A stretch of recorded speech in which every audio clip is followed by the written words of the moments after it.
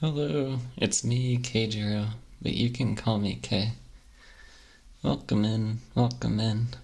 Hope you're having a nice day and week. Feels kinda weird. I mentioned before, I think I've had 2 previous ASMR streams where I've done, soft talking instead of whispers. So it always feels a little weird, because, everything else I did was whispering. So, I don't know. It's just hard to tell, sound levels and stuff as well. Also, welcome in, TJ.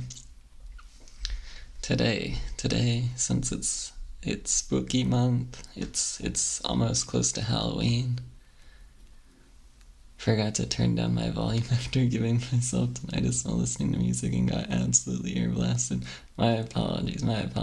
There's a limiter, so if I scream, it'll be the same max level, but I'll try it. This'll be, unless I sneeze or something, this'll be the max volume, so.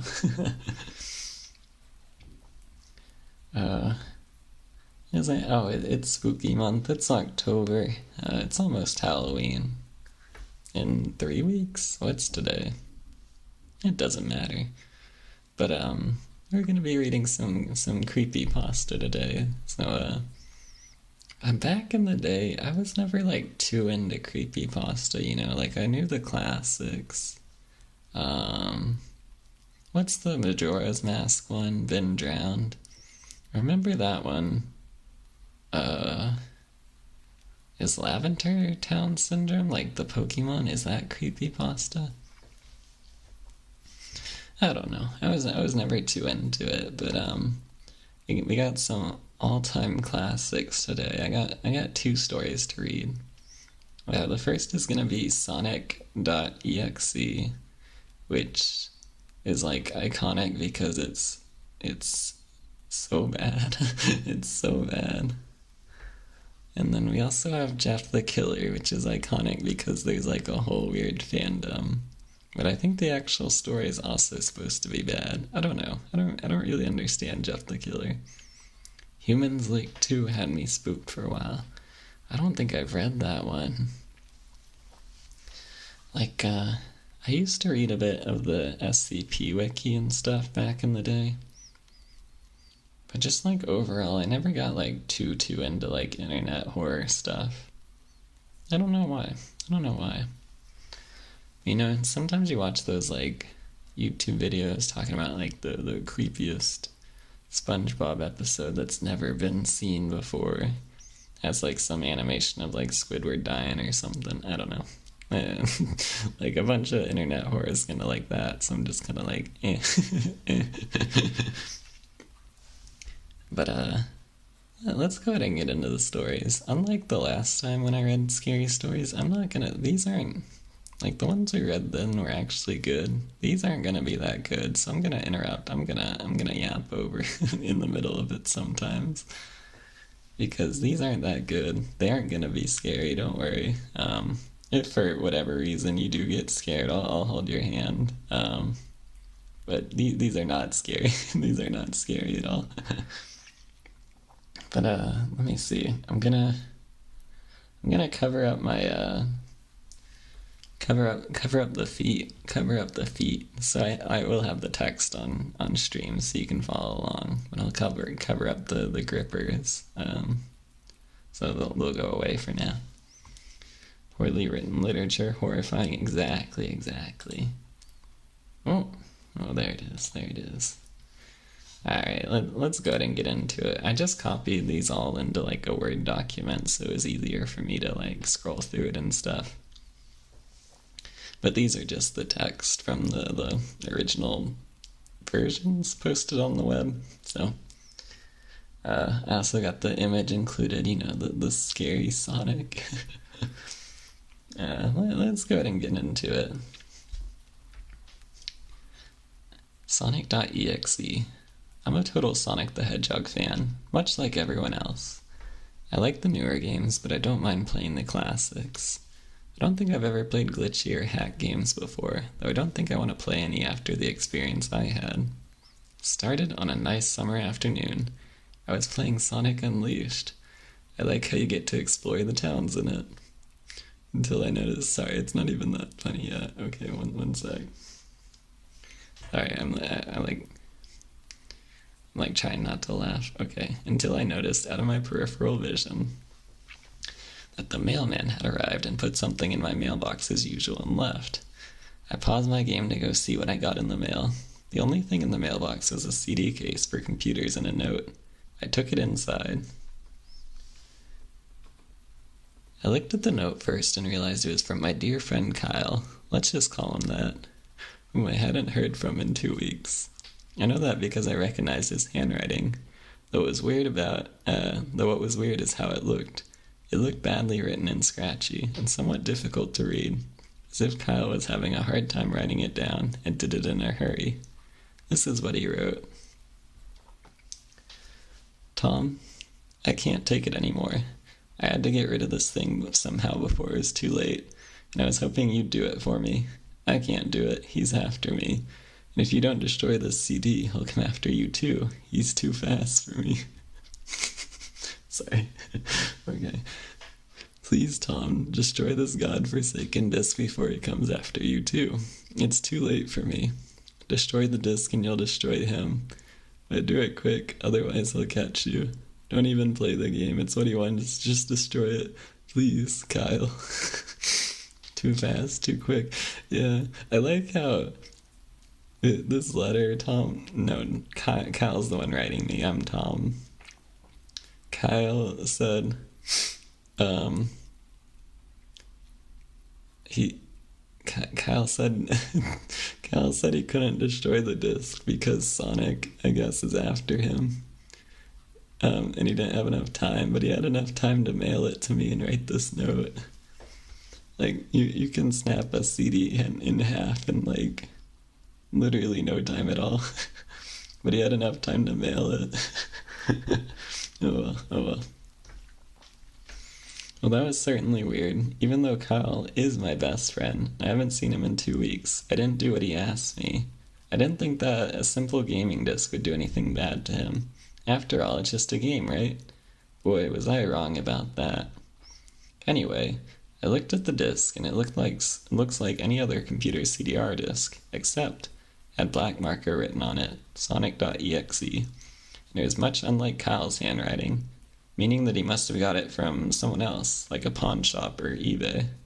When I saw Sonic on the writing of the CD, I was actually excited and wanted to play it since I'm a big Sonic fan. I went up to my room and turned on my computer and put the disc in and installed the game. When the title screen popped up, I noticed it was the first Sonic game. I was like, awesome. Because like I said earlier, I like the classics. The first thing I noticed that was out of place when I pressed start. There was a split second when I saw the title image turn into something much different. Something that I now consider horrifying before cutting to black. I remember what the image looked like in that split second before the game cut to black. The sky had darkened, the title emblem was rusted and ruined, the Sega 1991 was now Sega 666, and the water had turned red like blood. But the freakiest thing that was in that split second frame was Sonic. His eyes were pitch black and bleeding with two glowing red dots staring right at me. And his smile had stretched wider up to the edge of his face. I was rather disturbed about that image when I saw it, though I figured it was just a glitch and forgot about it. 666 spooky, too spooky. Also welcome in, Zatters. Oh, sorry to sniff. I got a little bit of allergies today. After it cut to black, it stayed like that for about 10 seconds or so. Then another weird thing happened. A save file select from Sonic the Hedgehog 3 popped up. And I was like, WTF? What's this doing in the first Sonic game? Anyway, then I noticed something off. The background was the dark cloudy sky of the Bad Stardust Speedway level from Sonic CD. And there were only 3 save files. The music was that creepy Caverns of Winter music from Earthbound. Only it was extended and seemed to have been in reverse. And the image for the save file where you see a preview of the level you're on is just a red static for all 3 files. What freaked me out more was the character select. It showed only Tails, Knuckles, and to my surprise, Dr. Robotnik. Now I was sure that something was up. I mean, how can you play as Robotnik in a classic Sonic game, for crying out loud? That's when I realized this wasn't a glitchy game, it was a hack game. Yeah, it definitely looked hacked. Sorry, I'm trying so hard not to laugh. I'm trying so hard. Okay. Yeah, it definitely looked hacked. It was really creepy, but as a smart gamer, I wasn't scared, or at least I tried not to be. I told myself that it was just a hack game, and there's nothing wrong with that. Anyways, shaking off the creeped out feeling, I picked file 1 and chose Tails. And when I selected and got started, that's just how the sentence ends. The game froze for about 5 seconds and I heard a creepy pixelated laugh that sounded an awful lot like that Kafka guy from Final Fantasy before cutting to black. Yeah, I mean, they do reference the best Final Fantasy in this, so respect. The screen stayed black for about 10 seconds or more. Then it showed the typical level title thing. Final Fantasy mentioned in a Sonic creepypasta. Yeah. Yeah, so Final Fantasy was on Super Nintendo too. What was this thing back in the day? There was like the big, because Sonic was on Genesis. There's the big console wars. Genesis does what Nintendo don't, something like that. I don't remember what the slogan was. Hi Lila, welcome in.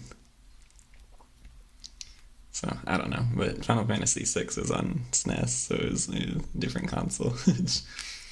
These crossovers are scaring me. Yeah, that's the scariest part of this, is the crossover. The screen stayed black for about 10 seconds or more, then it showed the typical level title thing, except the simplistic shapes were different shades of red, and the text showed only Hill Act 1. The screen faded in, and the level title vanished, revealing Tails in the Green Hill Zone from Sonic 1. The music was different, though. It sounded like a peaceful melody in reverse. Anyway, I started playing and had Tails start running like you would in any of these classic Sonic games. What was odd was that as Tails was running along the level, there was nothing but flat ground and a few trees for 5 minutes. That was when the peaceful music started to lower down into slow, deep tones very slowly as I kept going. Sonic in the next Kingdom Hearts. Only. I guess they have Final Fantasy, so Sonic 2006 is basically a Final Fantasy game, so it would fit in. I've never actually played 2006 or watched it for that matter. Where was I? Oh, I suddenly saw something and I stopped to see what it was. It was one of the small animals lying dead on the ground bleeding. That was when the music started to slow down. Tails had a shocked and saddened look on his face that I never saw him have before, so I had him move along and he kept that worried look on his face. As he kept moving, I saw more dead animals as Tails moved past them, looking more and more worried. As the music lowered and he moves past more dead animals, I was shocked to see how they all died. They all looked like somebody had killed them in rather gruesome ways. A squirrel was hanged on a tree with what appeared to be his entrails hanging out. A bunny had all 4 of his limbs torn off, and a duck had his eyes gouged out and his throat slit. Probably should have put a mild content warning, but content warning. I'll put something in the stream description just as a heads up. Kate rage baiting even during ASMR. No, I would never. This is a unique stream today. Yeah, we're reading not good creepypasta. This is one of the worst. There's probably worse out there, but this is iconically bad. Whew. I felt sick to my stomach when I saw this massacre, and apparently so did Tails. After a few more seconds, there were no more animals, and the music seemed to have stopped. I still kept Tails to continue. After a minute passed after the music stopped, Tails was running up a hill, and then he stopped. It wasn't until I saw why. Sonic was there on the other side of the screen with his back against Tails, with his eyes closed. Tails looked happy to see Sonic, but then his smile faltered, obviously noting that Sonic wasn't responding to him, if not acting as if he was totally oblivious of Tails' presence. Tails walked slowly towards Sonic, and I noticed that I wasn't even moving my keyboard to make it move, so this had to have been a cutscene.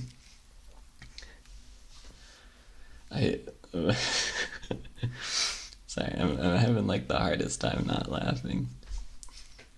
Suddenly I began to have a growing feel of dread as Tails walked closer to Sonic to get his attention.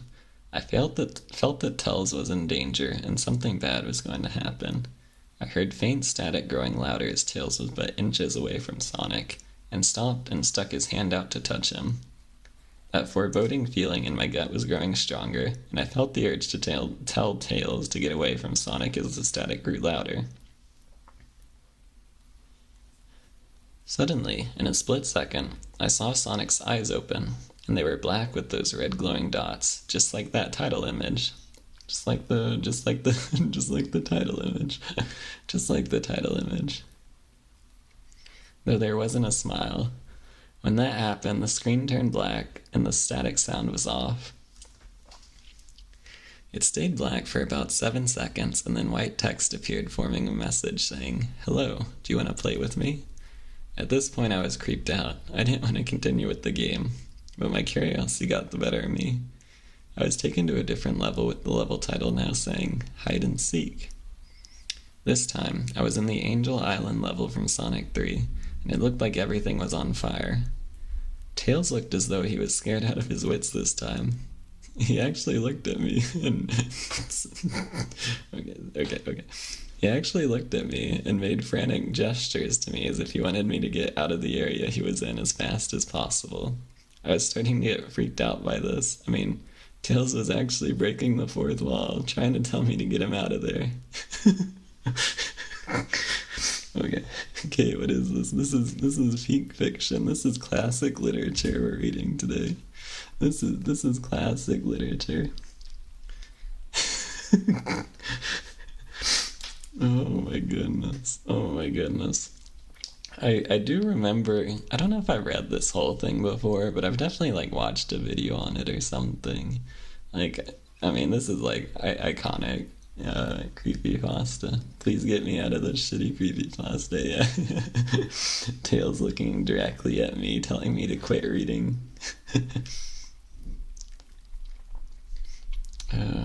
Breaking the fourth wall. So I pressed down on the arrow key as hard as I could. Oh, I'm gonna pause for 2 seconds.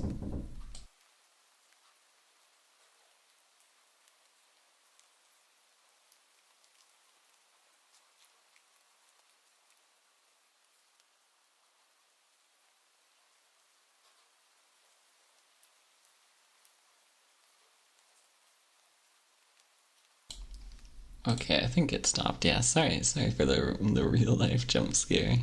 Just from that. Helps with the immersion, yeah. Imagine that's Sonic. Sonic's outside my apartment. He's walking up the stairs. Running up the stairs? I don't know. He's on his way. He's on his way. He's gonna break down my door for reading this. He's gonna tell me to read something better and just walk away. That's all that's gonna happen. The scariest thing that has happened yet. It was kind of loud too. Usually people don't lock up the stairs that loud. Where were we? Oh, so I pressed down the arrow key as hard as I could and made him run as fast as he could. A pixelated version of that creepy theme when you meet Shadow at the Ark as Robotnik from Sonic Adventure 2 was playing. I don't know what these songs are supposed to be. Like, I've played Sonic 1, 3, Sonic Adventure 2, but like, I don't know these songs. I'm not gonna look them up either, I don't care. As I made Tails trek through the desolate forest, trying to help him escape from whatever he was trying to run from. Suddenly, I heard that creepy laugh again, that awful Kefka laugh. Right after 10 seconds has passed as I helped Tails run through the forest. Then I started seeing flashes of Sonic popping everywhere on the screen. again with those black and red eyes. The music changed to that suspenseful drowning jingle as I see Sonic behind Tails slowly gaining up on him and flying, all caps. Sonic wasn't running, he was actually flying, all caps. The flying pose his sprite was making looked very similar to Metal Sonic's flying pose in Sonic CD, except it was just Sonic and he had the black and red eyes again. Only this time, he had the most deranged looking grin on his face. He looked as though he was enjoying the torment he was giving the poor little fox as he gained up on him. Suddenly, when Tails tripped, another cutscene. The music stopped and Sonic vanished. Tails laid there and started crying for 15 seconds. The scene was rather upsetting to watch, and I kind of teared up kind of teared up myself, but then Sonic appeared right in front of Tails, and Tails looked up in horror. Blood started to come down those blackened eyes of Sonic's as a grin slowly grew from his face, and he looked down at the horrified fox. I could do nothing but watch. Just in a split second, Sonic lunged at Tails right before the screen went black. There was a loud screeching noise that only lasted 5 seconds. The text returned, only this time it said, "You're too slow. Want to try again?" And then that god-awful laugh came with it.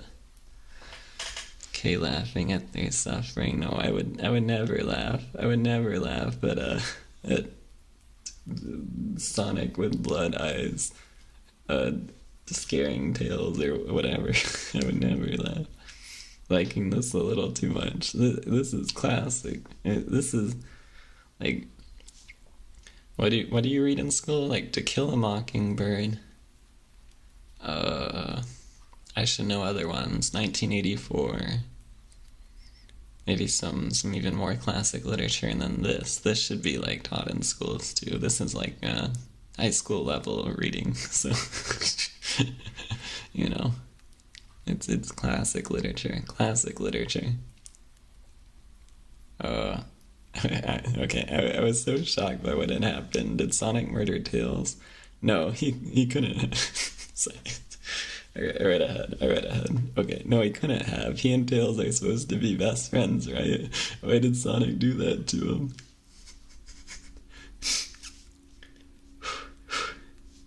Okay, I'm good.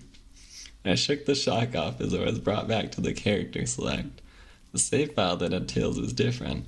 Tails was no longer in the box itself, but in the TV screen itself, which was flickering with that red static. Tails' expression scared me. His eyes were black and bleeding, his orange fur had gone black, and he had an expression of anguish on his face. Trying to ignore it, I picked Knuckles next. Okay. This is definitely the least serious ASMR I've ever done. No, I did the brain rot ASMR one time, but that was only like 5 minutes long. This is definitely like I like can't laugh, or can't not laugh, I mean. But I knew this going in, so we'll do another serious ASMR next week to make up for it. But yeah, the brain rot one was more serious than this. It actually was. I had a script for that one too.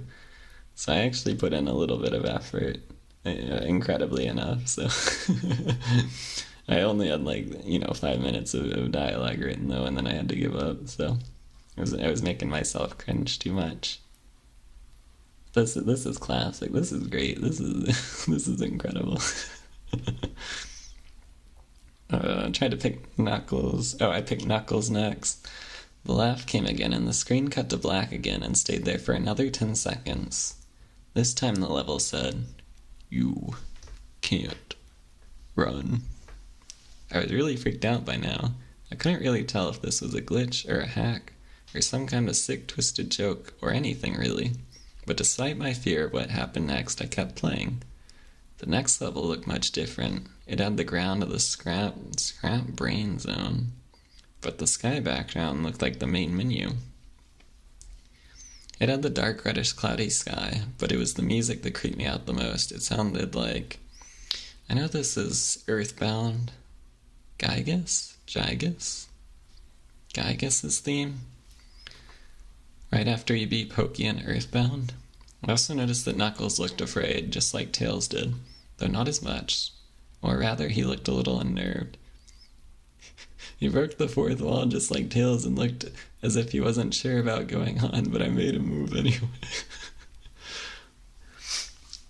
He ran down the straight pathway in this dark level, and as he did, the screen started to flicker red static a couple times. And then the maddening laugh came again. Then after a few seconds of running, I noticed several bloodstains on the metallic ground. I felt a growing sense of fear, again thinking something horrible is going to happen to Knuckles. He looked nauseated walking down this blood-stained road, but I still kept him going. Suddenly, as Knuckles ran, Sonic appeared right in front of him, with those black and red eyes, and then the red static appeared again. When the screen vanished, showing nothing but a black screen with text saying, "Found you." I was now scared. Sonic found Knuckles already. What was going on? Anyway, red static. I'm so sorry, I'm leaning back and forth a bit more than I usually do, so you may hear my chair, creaking a bit. I kinda need, to find something to sit on that doesn't creak when I do ASMR, but my other chairs do, too, so I don't know. Oh well. The way this is written is crazy. Yeah, I feel, slightly bad making fun of it, because this is definitely, some kid that wrote it, but it's so good. It's so good. Anyway, red static came again, and then I was back to the level Knuckles looked like he was panicking, and Sonic was nowhere to be found. And this time, that high-pitched squealing from the Silent Hill 1's final boss was playing. They're referencing Silent Hill in this, too. They got everything. They got every crossover. Was this some kind of boss battle music with Sonic? I hope to God it wasn't, honestly. Suddenly, Sonic appeared right behind Knuckles in what appeared to be pixelated black smoke. I made Knuckles turn and then punch Sonic, but Sonic vanished in black pixelated smoke before I could even land a hit. That terrible laugh went off again. Then Sonic appeared behind Knuckles again, and then I made him punch again, and Sonic vanished again, laughing. Knuckles was panicking even more, and even I felt like I was going crazy. Sonic was practically playing with us. He was playing a sick, twisted little mind game with me and Knuckles. Another cutscene played as Knuckled with a D, fell to his knees and clutched his head, sobbing. I felt his agony. Sonic was actually driving us both crazy. Then in a split second, Sonic lunged at Knuckles, and the screen went black with another distorted screeching noise that lasted for at least 3 seconds. You looked it up, and the author was 18 when they released it. Wow, imagine putting out, your magnum opus work at 18, an absolute masterpiece at 18. Incredible. Another text message appeared. So many souls to play with, so little time. Would you agree? What the hell? Just what is going on? I started to think Sonic was actually trying to talk to me through the game, but I was too scared to think that. Ooh, he was accused of a lot of bad stuff. Ooh. Well, we don't endorse the author then. I lied. We're just here for dumb internet horrors, yes. Don't look them up then. Somebody... Oh, no, yeah. Oh, well. I was brought back to the main menu, and this time the second file box had Knuckles in the TV screen. His red fur had darkened to a reddish gray. His dreadlocks were dripping with blood, and his eyes were black and bleeding too, and he had a look of sadness on his face. I began to think that those are the actual characters trapped in those TV screens on the save files, but I couldn't believe it. I didn't want to believe it. Not the goat, yeah. They're not the goat. I take back any praise I've said to this story. So I shut off the game and took a break. I took a nap, which wish I hadn't, because I then began to have the most disturbing nightmare. I was in pitch black darkness. I was under the light given off by a lamp that hung high above my head. I could hear the cries of Knuckles and Tails nearby. They were saying stuff like, "Help us," and "Why did you give us to him?" and "Run away before he gets you too." Their cries died out as I then heard Sonic laugh. His laugh, it sounded a lot like the distorted Kafka laugh. They keep saying like the same things over and over. Like, I think they've said that it was Kafka's laugh like 4 times now or something. You're a lot of fun to play with, kid, just like your friend Kyle, though he didn't last long. I was scared and looking around for the source of the noise. Won't be long now until you join him and all my other friends. I don't know what that voice was. That was like almost a Palpatine from Star Wars. I was trying to do something spooky, but oh well. I saw him walking towards me, flickering in and out in several directions. You can't run, kid. You're in my world now, just like the others. When he grabbed me, and I saw his bleeding black and red-eyed grinning face, I woke up with a fright. After a couple of hours, I decided to continue playing the game. Alright, the protagonist here has got like 0 survival instincts. 0 survival instincts. I decided to continue playing the game. I don't know why, but I had to. I had to figure out what was or why this was happening. So I turned on the computer, turned on the game, and selected Robotnik next. He's a true gamer. Yeah, true. He doesn't rage quit games like me. He's a true gamer. I still thought that was wacky, playing as Robotnik. But anyway, the level title appeared again, and this time it said ... which I found really freaky. I too am scared of ellipses. This time I was in some kind of hallway. Didn't really look like it was from any of the classic Sonic games. Though it has pixelated style, the floor was shiny and checkered. The walls were a dark grayish purple with animated candle lights, and a few dark bloodstains here and there, and there was a dark curtain hanging above on the top part of the screen. Finished Family Feud on the PS2. Yeah, I could never. I don't even remember what got me so angry in that. I wasn't actually angry. It was just a bit. But I don't know what got me about that game. Like, the questions in Family Feud for the PS2 would be like, where do you like to sleep at night? And you'd say bed or something, and that's just not even on the board. And the top answer would be bedroom or something, something that's basically the exact same, and they'd give to you. I don't know. I rage quit it. Dark red curtain. Every 12 seconds or so, that red curtain sways very slowly. Whenever you're playing the game, you can barely see it move. The music was oddly pleasant. Piano playing a rather sad yet peaceful song. But I knew better. This was the song that played in Hill Act 1, only it wasn't in reverse. Robotnik didn't look entirely nervous like Tails and Knuckles did, but he did have a suspicious look on his face, as if he was just a bit paranoid. He did a little animation when I just left him standing. He turns his head to the left and then to the right at least twice, and then shrugs at me, as if he has no idea where he was or what was going on. Even though I was scared out of my mind about what was going to happen, I had Robotnik continue onward. He did his usual running animation. You know, when you beat him at the end of a classic Sonic game and you chase him, as we continued through the hallway. Then I stopped at a long flight of stairs leading downward. Now, I was nervous. Even Robotnik seemed unsure of himself, though I pressed onward. As I led Robotnik down the stairs, I noticed that the walls had gotten darker and more reddish. The red torches are now an eerie blue. Then we landed onto another hallway. This one was longer than the last one, or at least it felt like it. And then we headed down another flight of stairs. This one was much longer, took at least 1 full minute. And then I heard that horrid Kefka laugh again. And then the music slowly faded until it was quiet. As it did, the walls turned more dark red, and the torches were a black flame now. When Robotnik landed onto the third hallway, I noticed he now looked really creeped out, though he tried to hide it. I couldn't blame him. I was scared too. Suddenly Sonic popped right in front of Robotnik the same way he did Knuckles, and then red static. The red static lasted for about 15 second.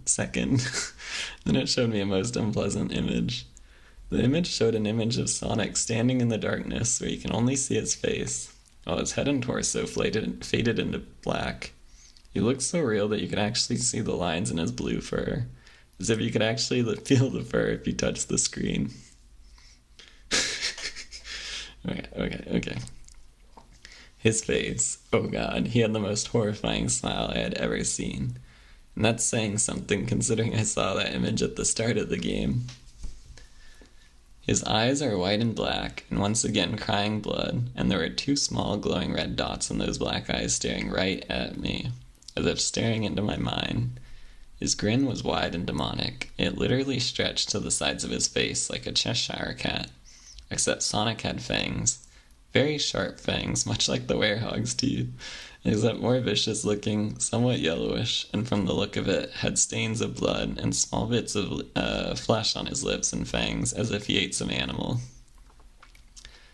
I stared at the gruesome image for a good 30 seconds. They really like writing like the time stuff takes. Like the screen turned black for 15 seconds. I took 42 seconds to walk across this screen. Knuckles pleaded for his life for 8.5 seconds. I don't know why. I don't know. I stared at the gruesome image for 30 seconds, never taking my eyes off of it.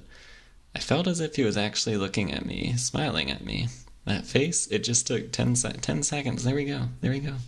For it to etch itself into my brain for good. Had the stopwatch on standby, yeah. The Protag is insane time management, he knows, yeah. He's like, it's not like perfect pitch, like for music, but he has like perfect timing or something, just always keeping up 60 beats per minute, like 60 seconds in his head at all times, so he knows exactly how long everything takes. Then the screen flickered with red static again 3 times, and on the 3rd time I heard the Kefka laugh, except this time it sounded distorted, demonic even. It went back to the image again, except this time there was the text again. It was messed up. But it was pretty much one of the most horrifying things I looked at since I had this game. I am God.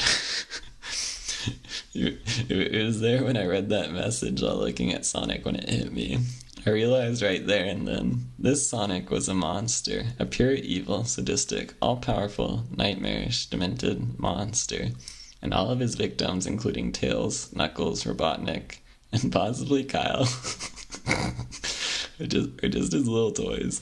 And the game is the very gateway into his chaotic, nightmarish world, and the very hell his victims are trapped in.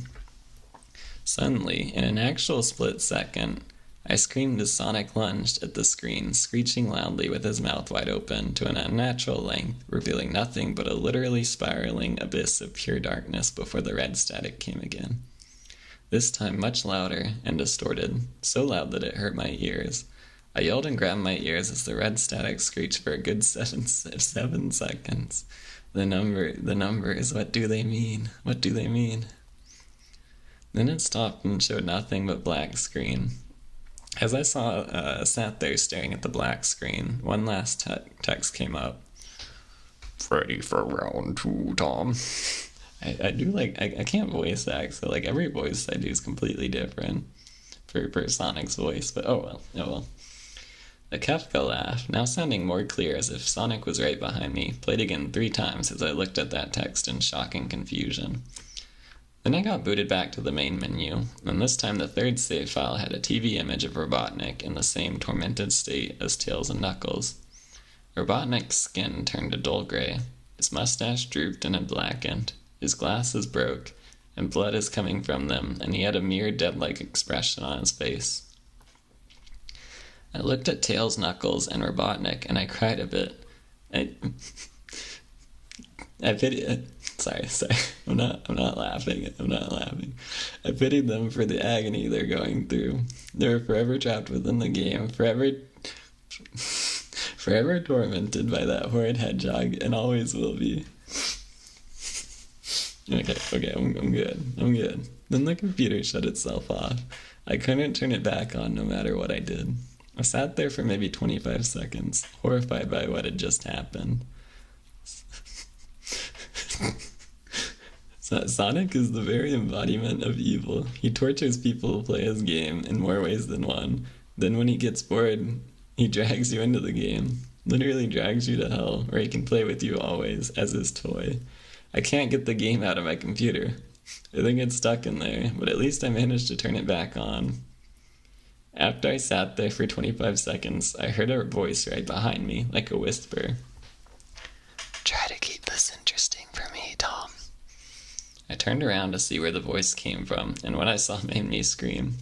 Sitting on my bed, staring right at me, was a Sonic plushie, smiling with bloodstains under his eyes. That's the end, that's the end. Yay, yay. What a story. What a story. Like, classic. So good, so good. What? That's the end? Yeah, that is the end. That's the end of the OG story. Like, I think other people wrote some stories, and I know there's like a fan game of this or something, right? Like somebody made like a fan game supposed to like replicate this or something, but that's the end of the OG creepypasta. I'm sorry, I didn't mean to scare y'all too bad. Bruh, yeah, it's something. The original author wrote 3 sequels. Yeah, I may peruse through them, but we're not gonna get to them today. This is something. Let me get a bit of water. Besides, like, I had one meeting at work today that I talked like to a coworker, and beyond that, I haven't talked today. Like, I don't know. I work from home most days, so there's a lot of days where I like don't talk. Don't talk until I like stream or until I like run errands or something. 2 sequels and a remake of the original. No way. I should have looked into it more. I just like literally just googled sonic.exe and found the first like original link to it. But I didn't look anything else up about it too much. Maybe we'll get to it another day. There's still more days of October. We got one more story today. It's about the same length, so it should take about the same amount of time. Let me pull it up. So I'm gonna take a sip of water.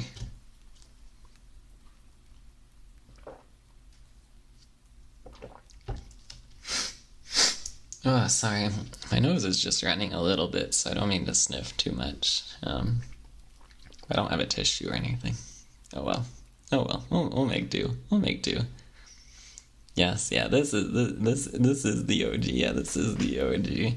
I honestly don't know much about Jeff the Killer. I don't know if I've read this one myself, but the image that was used for it is like iconic. Like that's like the creepypasta, I guess, for a time.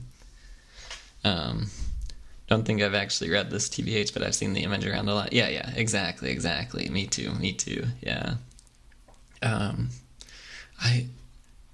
trying to think. I know there's like a weird fandom too for it. Like, I don't think I watched the video, but I remember seeing Jenny Nicholson does like a bunch of like long video essays about like theme parks or like books and stuff, but I think she had an episode or a video where she talked about like this published book that was like Jeff the Killer fan fiction or something, basically. I don't remember. I didn't actually watch the video, but yeah, it's like a weird, it's weird. I don't know. We'll see. We'll just jump into it.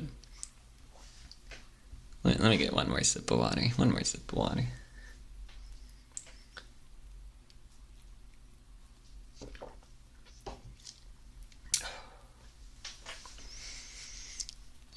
Jeff the Killer.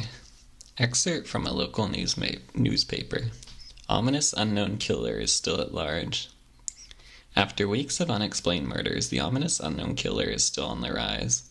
After little evidence has been found, a young boy states that he survived one of the killer's attacks and bravely tells his story. I had a bad dream and I woke up in the middle of the night, says the boy. I saw that for some reason the window was open, even though I remember it being closed before I went to bed. I got up and shut it once more. Afterwards, I simply crawled under my covers and tried to get back to sleep. That's when I had a strange feeling, like someone was watching me. I looked up and nearly jumped out of my bed. There, in the little ray of light, illuminating from between my curtains were a pair of 2 eyes. These weren't regular eyes. They were dark, ominous eyes. They were bordered in black and just plain out terrified me. That's when I saw his mouth, a long, horrendous smile that made every hair on my body stand up. The figure stood there watching me. Finally, after what seemed like forever, he said it, a simple phrase, but said it in a way only a madman could speak. He said, "Go to sleep." I let out a scream. That's what sent him at me. He pulled up a knife, aiming at my heart. He jumped on top of my bed. I fought him back. I kicked, I punched, I rolled around, trying to knock him off of me. That's when my dad busted in. The man threw the knife. It went into my dad's shoulder. The man probably would have finished him off if one of the neighbors hadn't alerted the police. Unironically, like the whisters, I'm glad, yeah. You know, a little immersion. Let me do some fighting noise. I'll punch myself in the face, okay? Get some real immersion here. I'm not gonna do that. It's just a joke. It's just a prank. Oh, maybe. I kicked, I punched. I don't know how loud that would be. I'm not gonna punch myself. Okay. Anyway. They drove into the parking lot and ran towards the door. The man turned and ran down the hallway. I heard a smash, like glass breaking. Oh, I do have a cup next to me, but it's plastic, so if I threw it on the ground, it would not do glass breaking. As I came out of my room and saw that the window, I saw the window that was pointing toward the back of my house was broken. I looked out of it to see him vanish into the distance. I can tell you one thing. I'll never forget that face, those cold, evil eyes, and that psychotic smile. It will never leave my head. Please no. Oh, don't worry. It's all for immersion. this smile. Like, the mouth basically, like, I mean, it's kind of just basically the Joker, right? Like, maybe not the eyes, but he kind of has like the white face makeup and the, like, big red, like, mouth thing. It's kind of basically the Joker. Police are still on the look for this man. If you see anyone that fits the description in this story, please contact your local police department. Jeff and his family had just moved into a new neighborhood. His dad had gotten a promotion at work. They thought it would be best to live in one of those fancy neighborhoods. As a kid, that picture scared the shit out of me. No, I totally understand. What was it? It wasn't even that long ago. There was a picture of something like was it called like a Momo or something? There's like a scary creature picture, and that scared me, too. I don't remember what that was called. Momo? Momo doesn't sound scary. Momo just sounds like Elmo. Yes, okay, that is it, yeah, okay, that kind of scared me a little bit too, just like seeing the picture. Jeff and his brother Lou couldn't complain though, a new better house, what was not to love? As they were getting unpacked, one of their neighbors came by. "Hello," she said, "I'm Barbara, I live across the street from you. I just want to introduce myself and to introduce my son." She turns around and calls her son over. "Billy, these are our new neighbors." Billy said hi and ran back to play in his yard. "Oh. Well," said Jeff's mom, "I'm Margaret, and this is my husband Peter, and my 2 sons, Jeff and Lou." They introduced themselves, then Barbara invited them to her son's birthday. Jeff and his brother were about to object, when their mother said that they would love to. When Jeff and his family are done packing, Jeff went up to his room. "Mom, why would you invite us to some kid's party? If you haven't noticed, I'm not some dumb kid." "Jeff," said his mother, "we just moved here. We should show that we want to spend time with our neighbors. Now we're going to that party, and that's final."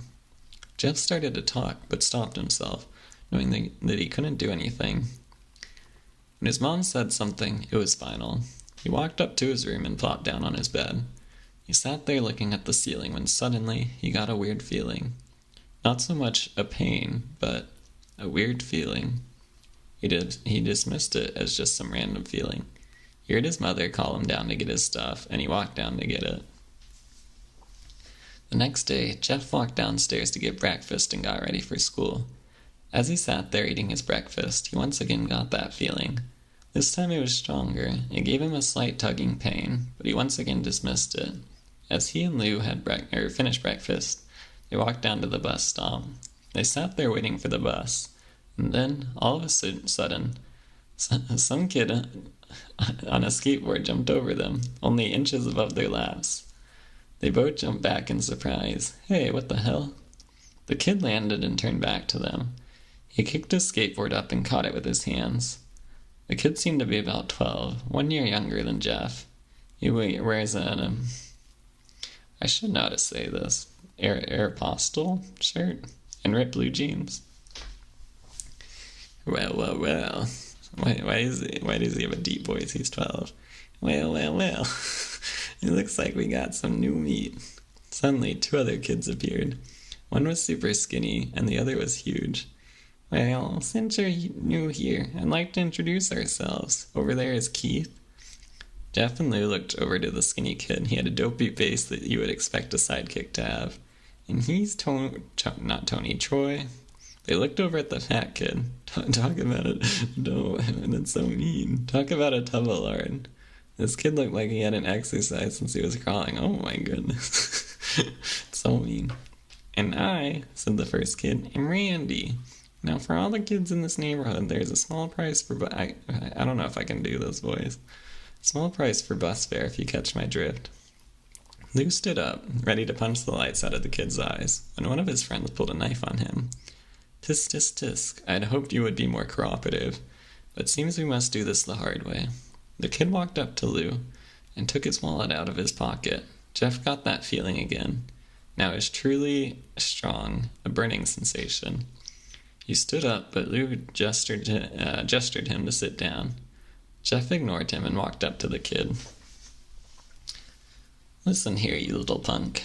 Give me back my bro's wallet or else." Randy put the wallet in his pocket and pulled out his own knife. "Oh, and what will you do?" Just as he finished the sentence, Jeff popped the kid in the nose. As Randy reached for his face, Jeff grabbed the kid's wrist and broke it. Randy screamed and Jeff grabbed the knife from his hand. Troy and Keith rushed Jeff, but Jeff was too quick. He threw Randy to the ground. Keith lashed out at him, but Jeff ducked and stabbed him in the arm. Keith dropped his knife and fell to the ground screaming. Troy rushed him too, but Jeff didn't even need the knife.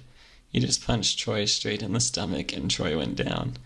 As he fell over, he puked all over. Lou could not do nothing but look in amazement at Jeff. This is like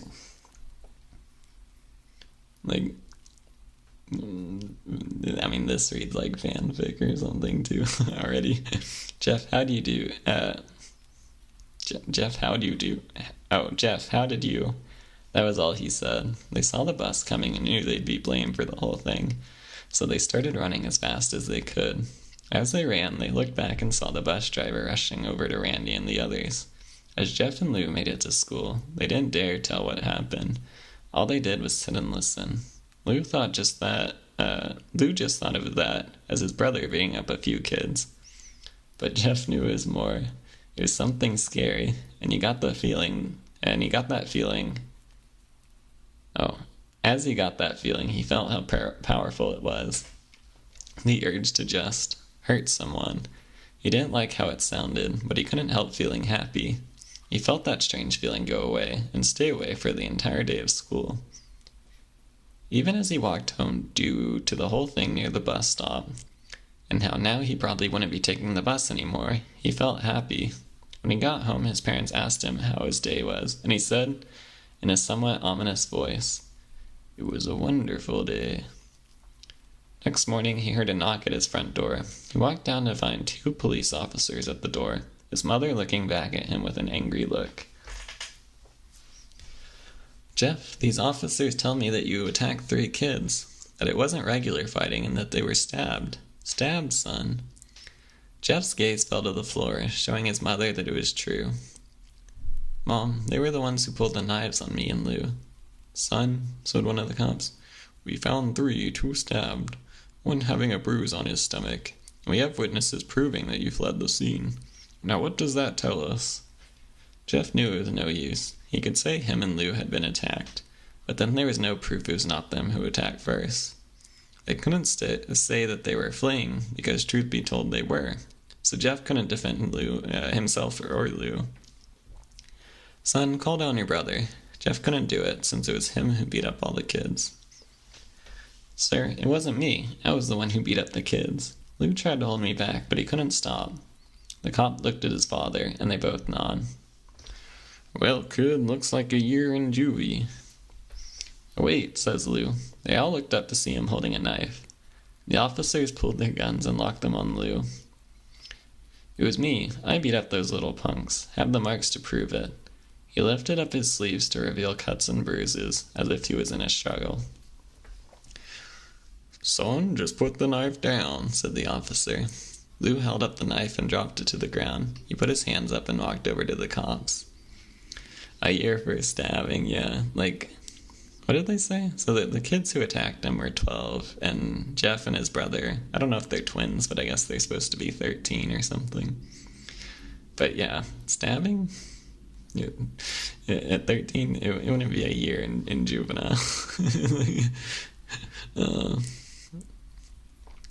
"No, Lou, it was me. I did it." Jeff had tears running down his face. "Oh, poor bro." I think I have the police on this side. It doesn't matter. "Oh, poor bro. Trying to take the blame for..." Oh, wait, no, that is Lou. Oh. "Trying to take the blame for what I did. Well, take me away." The police led Lou out to the patrol car. "Lou, tell them it was me. Tell them I was the one who beat up those kids." Jeff's mother put her hands on his shoulders. "Jeff, please, we don't have to lie. We know it's Lou. You can stop." Why is his mom so nonchalant about the other child getting taken away? She's just like, "It's all good, Jeff. We know it was your brother. Let's go back. Let's go get some. Let's go get some McDonald's or something. Let's go get a McFlurry." Jeff watched helpfully as the cop car speeds off with Lou inside. A few minutes later, Jeff's dad pulled into the driveway. Seeing Jeff's face and knowing something was wrong. Jeff is the favorite kid. Yeah. Jeff is the Keijiro of his family. The Keijiro of his family. Okay, I'm gonna interrupt this story. So, when I went on a trip with my family the other week, it was my parents, me, my sister, and brother-in-law, her husband. And one day my sister and brother-in-law bought lunch for everyone. So I was like, "Oh, okay, I'll get dinner for everyone that night." And then at dinner, I was gonna pay for it, and my dad was like, "Oh, no, you don't have to do that." And my sister was like, "What the hell? We know who the favorite child is now." I don't think my dad knew that my sister and brother-in-law had gotten lunch, though. I think they were just offering to pay for everyone, but it was just funny. It was just funny. Yeah. I did end up paying for dinner for everyone. I did end up paying, but it was just gonna stop me initially. Where was I? Son, what is it? Jeff couldn't answer. His vocal cords were strained from crying. Instead, Jeff's mother walked his father inside to break the bad news to him as Jeff whipped in the driveway. After an hour or so, Jeff walked back into the house. Seeing that his parents were both shocked, sad, and disappointed, he couldn't look at them. He couldn't see how they thought of Lou when it was his fault. He just went to sleep, trying to get the whole thing off his mind. 2 days went by with no word from Lou at Juvenile Detention Center, JDC. No friends to hang out with. Nothing but sadness and guilt. That is until Saturday, when Jeff is woke up by his mother with a happy, sunshiny face. "Jeff, it's the day," she said as she opened the curtains and let light flood into his room. "What? What's today?" asked Jeff as he stirs awake. "Why, it's Billy's party." He was now fully awake. "Mom, you're joking, right? You didn't expect me to go to some kid's party after..." There was a long pause. "Jeff, we both know what happened. I think this party could be the thing that brightens up the past days. Now get dressed." Jeff's mother walked out of the room and downstairs to get ready herself. He fought himself to get up. He picked out a random shirt and pair of jeans and walked downstairs. He saw his mother and father were all dressed up, his mother in a dress and his father in a suit. He thought, why would they ever wear such fancy clothes to a kid's party? "Son, is that all you're going to wear?" said Jeff's mom. "Better than wearing too much," he said. His mother pushed down the feeling to yell at him and hit it with a smile. "Now, Jeff, we may be overdressed, but this is how you go if you want to make an impression," said his father. Jeff grunted and went back up to his room. "I don't have any fancy clothes," he yelled down the stairs. Just pick something out," called his mother. He looked around in his closet for what he would call fancy. He found a pair of black dress pants he had for special occasions and an undershirt. He couldn't find a shirt to go with it, though. He looked around and found only striped and patterned shirts, none of which go with dress pants. Finally, he found a white hoodie and put it on. "You're wearing that?" they both said. His mother looked at her watch. "Oh, no. Oh, no time to change. Let's just go," she said as she herded Jeff and his father out the door. They crossed the street over to Barbara and Billy's house. They knocked on the door, and it appeared that Barbara... Sorry, just weird sentence. And it appeared that Barbara, just like his parents, way overdressed. As they walked inside, all Jeff could see were adults, no kids. "The kids are out in the yard, Jeff. How about you go and meet some of them?" said Barbara. Jeff walked outside to a yard full of kids. They were running around in weird cowboy costumes and shooting each other with plastic guns. He might as well be standing in a Toys R Us. Suddenly a kid came up to him and handed him a toy gun and hat. "Hey, you want to play?" he said. No, kid, I'm way too old for this stuff." The kid looked at him with that weird puppy dog face. "Please?" said the kid. "Fine," said Jeff. He put on the hat and started to pretend shoot at the kids. At first he thought it was totally ridiculous, but then he started to actually have fun. He might have been super cool, but it was the first time he had done something to take his mind off of Lou. So he played with the kids for a while until he heard a noise. A weird rolling noise. Then it hit him. Randy, Troy, and Keith all jumped over the fence on their skateboards. Whoa. Aren't fences like 6 feet tall or something? How the fudge did these kids jump over a fence on a skateboard? Jeff dropped the fake gun and ripped off the hat. Randy looked at Jeff with a burning hatred. "Hello, Jeff, is it?" he said. "We have some unfinished business." Jeff saw his bruised nose. "I think we're even. I beat the crap out of you, and you get my brother sent to JDC. Randy got an angry look in his eyes. "Oh no, I don't go for even. I go for winning. You may have kicked our asses that one day, but not today." As he said that, Randy rushed at Jeff. They both fell to the ground. Randy punched Jeff in the nose, and Jeff grabbed him by the ears and headbutted him. Jeff pushed Randy off of him, and both rose to their feet. Kids were screaming, and parents were running out of the house. Troy and Keith both pulled guns out of their pockets. Guns, geez. Aren't they supposed to be like 12-year-olds? What is this? "No one interrupts or guts will fly," they said. Randy pulled a knife on Jeff and stabbed it into his shoulder. Jeff screamed and fell to his knees. Randy started kicking him in the face. After 3 kicks, Jeff grabs his foot and twists it, causing Randy to fall to the ground. Jeff stood up and walked towards the back door. Troy grabbed him. "Need some help?" He picks Jeff up by the back of the collar and throws him through the patio door. As Jeff tries to stand, he is kicked down to the ground. Randy repeatedly starts kicking Jeff until he starts to cough up blood. "Come on, Jeff, fight me." He picks Jeff up and throws him into the kitchen. Where are the adults? If he threw him through the door, like, somebody would hear that. Somebody would hear that. Wasn't there a room full of adults? Oh well. Throws him into the kitchen. Randy sees a bottle of vodka on the counter and smashes the glass over Jeff's head. Quite. He throws Jeff back into the living room. Yeah, into the living room? Where are all the adults here? Where are all the adults? Come on, Jeff, look at me. Jeff glances up, his face riddled with blood. I was the one who got your brother sent to JDC, and now you're just gonna sit here and let him rot in there for a whole year. You should be ashamed. Jeff starts to get up.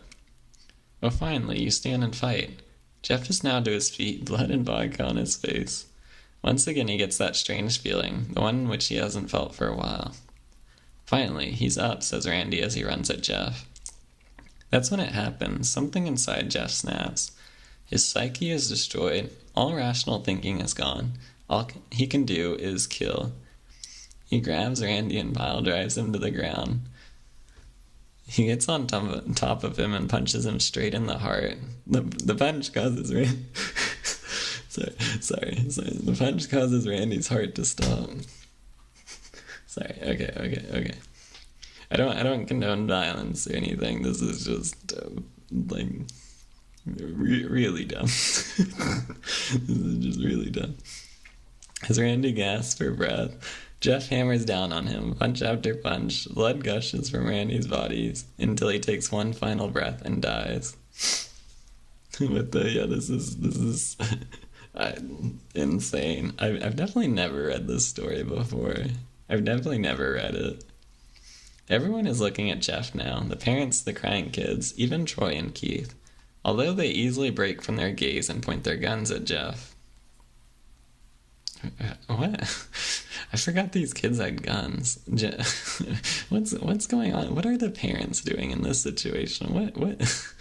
All right. Anyway. Jeff sees the guns trained on him and runs for the stairs. As he runs, Troy and Keith let out fire out at him. Each shot is... What is going on? Each shot missing. Jeff runs up the stairs. He hears Troy and Keith fall up behind them. As they let out their final rounds of bullets, Jeff ducks into the bathroom. He grabs the towel rack and rips it off the wall. Troy and Keith race in, knives ready. Hate to miss out on the rest of this absolute classic, but gotta get to bed. Have a good one. Yeah, no worries. Have a good night. You got like three-ish pages left. So we'll see how it wraps up. Grabs the towel rack and rips it off the wall. Troy swings his knife at Jeff, who backs away and bangs the towel rack into Troy's face. Troy goes down hard, and now all that's left is Keith. He is more agile than Troy, though, and ducks when Jeff swings the towel rack. He dropped the knife and grabbed Jeff by the neck. He pushed him into the wall. A thing of bleach fell down on top of him from the top shelf. It burnt both of them, and they both started to scream. Jeff wiped his eyes as best as he could.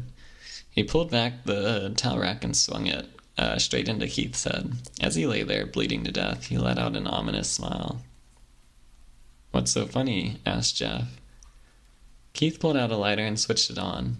"What's funny," he said, "is that you're covered in bleach and alcohol." Jeff's eyes widened as Keith threw the lighter at him. As soon as the flame made contact with him, the flames ignited the alcohol in the vodka. While the alcohol burned, the bleach bleached his skin out. Jeff let out a terrible screech as he caught on fire. He tried to roll out the fire, but it was no use. The alcohol made him a walking inferno. He ran down the hall and fell down the stairs. Everyone started screaming as they saw Jeff, now a man on fire, drop to the ground, nearly dead. The last thing Jeff saw was his mother and the other parents trying to extinguish the flame. That's when he passed out. Bleach isn't flammable, is it? I feel like getting covered in alcohol and bleach would dilute the alcohol enough to not be flammable. But I don't know. I don't know. When Jeff woke up, he had a cast wrapped around his face. He couldn't see anything, but he felt a cast on his shoulder and stitches all over his body. He tried to stand up, but he realized that there was some tube in his arm, and when he tried to get up, it fell out, and a nurse rushed in. "I don't think you can get out of bed just yet," she said as she put him back in his bed and reinserted the tube. Jeff sat there with no vision, no idea of what his surroundings were. Finally, after hours, he heard his mother. "Honey, are you okay?" she asked. Jeff couldn't answer, though. His face was covered, and he was unable to speak. Oh, honey, I have great news. After all the witnesses told the police that Randy confessed to trying to attack you, and they decided to let Lou go. This made Jeff almost bolt up, stopping halfway, remembering the tube coming out of his arm. He'll be out by tomorrow, and then you two will be able to be together again. Jeff's mother hugs Jeff and says her goodbyes. She just leaves her kid, who's like, I guess in like almost a full body cast. She just walks away. Okay. This story is so dumb. The next couple of weeks were those where Jeff was visited by his family. They came the day where his bandages were to be removed. His family were all there to see it, what he would look like. As the doctors unwrapped the bandages from Jeff's face, everyone was on the edge of their seats. They waited until the last bandage holding the cover of his face was almost removed. Maybe Jeff isn't the favorite after all. Yeah, exactly. His mother was like, oh yeah, your brother's gonna be out of juvie tomorrow. Also, I'm leaving. I'm gonna go see your brother. I'm leaving. You're in the hospital. You got whatever happened to you. See ya. Peace out. Let's hope for the best, said the doctor. He quickly pulls the cloth, letting the rest fall from Jeff's face. Jeff's mother screams at the sight of his face. Lou and Jeff's dad stare awestruck at his face. What happened to my face? Jeff said. He rushed out of bed and ran to the bathroom. He looked in the mirror and saw the cause of the distress. His face, it's horrible. His lips were burnt to a deep shade of red. His face was turned into a pure white color, and his hair singed from brown to black. He slowly put his hand to his face. It had a sort of leathery feel to it now. He looked back at his family, then back at the mirror. Jeff, said Lou, it's not that bad. Not that bad, said Jeff. It's perfect. His family were equally surprised. Jeff started laughing uncontrollably. His parents noticed that his left eye and hand were twitching. Jeff, are you okay? Okay, I've never felt more happy. Look at me, this face goes perfectly with me. He couldn't stop laughing. He stroked his face, feeling it, looking at it in the mirror. What caused this? Well, you may recall it was like a page ago. You may recall that when Jeff was fighting Randy, something in his mind, his sanity snapped. Now he was left as a crazy killing machine. That is, his parents didn't know. Doctor, said Jeff's mom, is my son all right, in the head? Oh yes, this behavior is typical for patients that have taken very large amounts of painkillers. If his behavior doesn't change in a few weeks, bring him back here and we'll give him a psychological test. Oh, thank you, doctor. Jeff's mother went over to Jeff. Jeff, sweetie, it's time to go. Jeff looks away from the mirror, his face still formed into a crazy smile. Okay, mommy.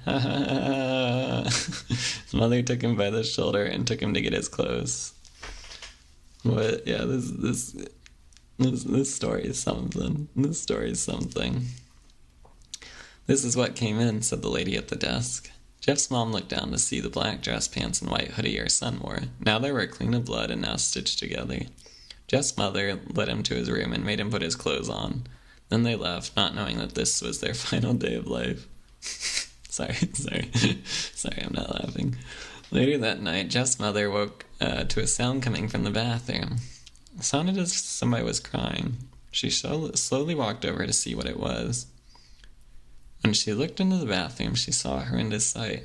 Jeff had taken a knife and carved a smile into his cheeks. This is just the Joker. This is just the Joker origin story. Like a fanfic origin story. Jeff, what are you doing? Asked his mother. Jeff looked over to his mother. I couldn't keep smiling, Mommy. It hurt after a while. Now I can smile forever. Jeff's mother noticed his eyes ringed in black. Jeff, your eyes. His eyes were seemingly never closing. I couldn't see my face. I got tired, and my eyes started to close. I burned out the eyelids so I could forever see myself, my new face. Jeff's mother slowly started to back away, seeing that her son was going insane. What's wrong, Mommy? Aren't I beautiful? Yes, son, she said, you are. Let me go get Daddy so he can see your face.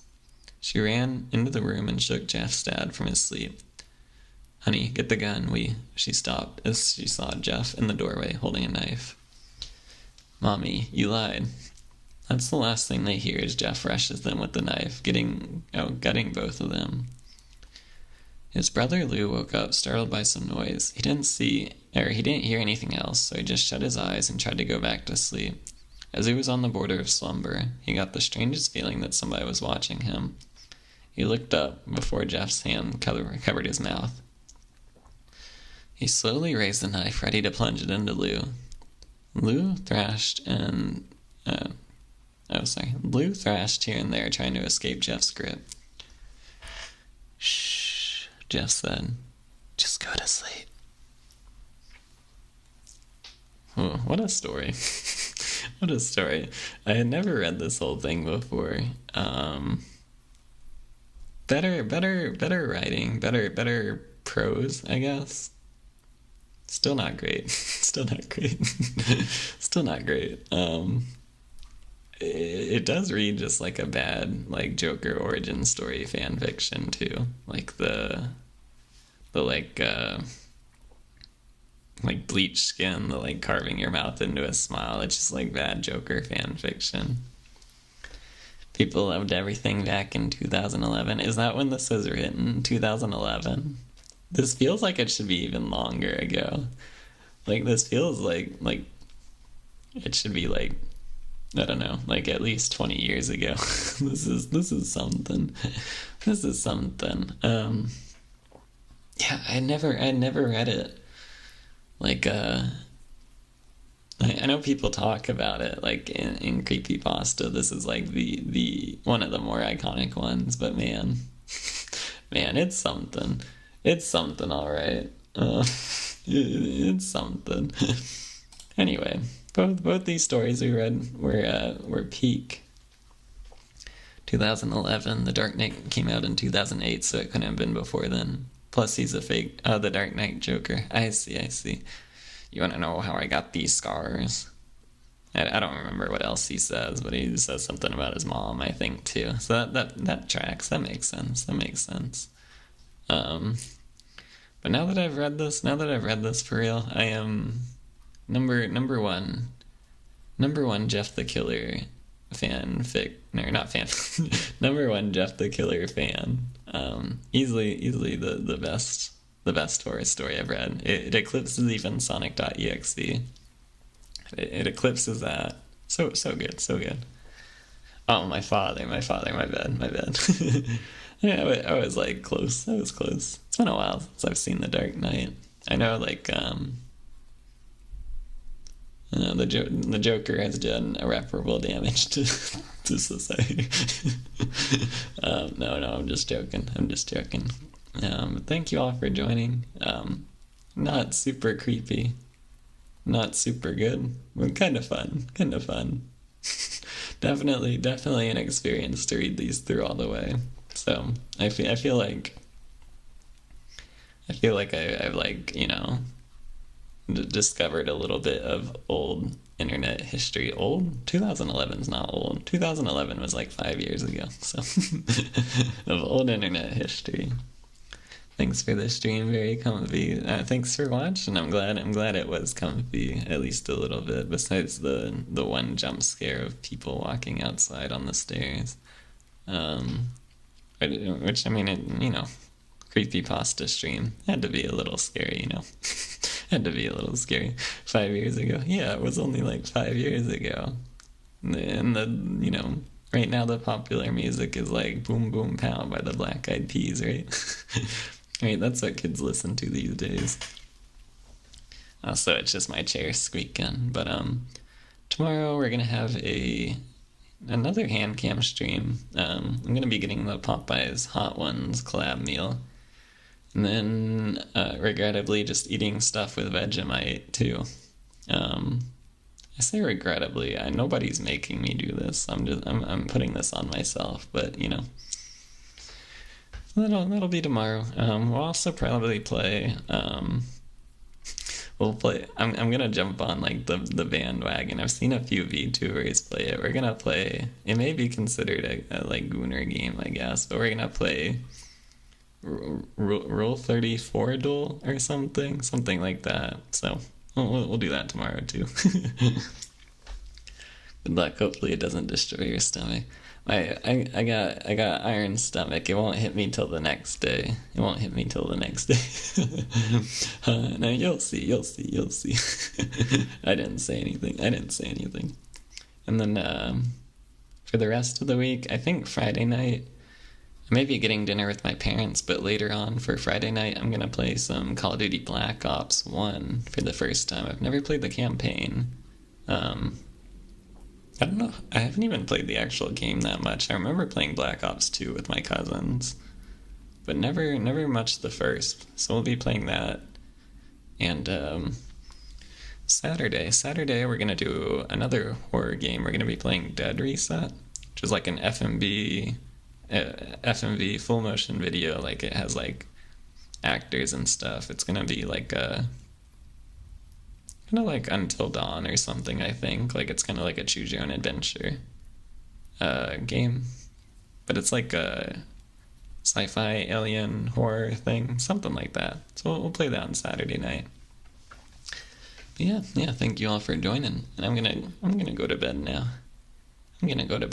But catch y'all tomorrow, and I think that's it.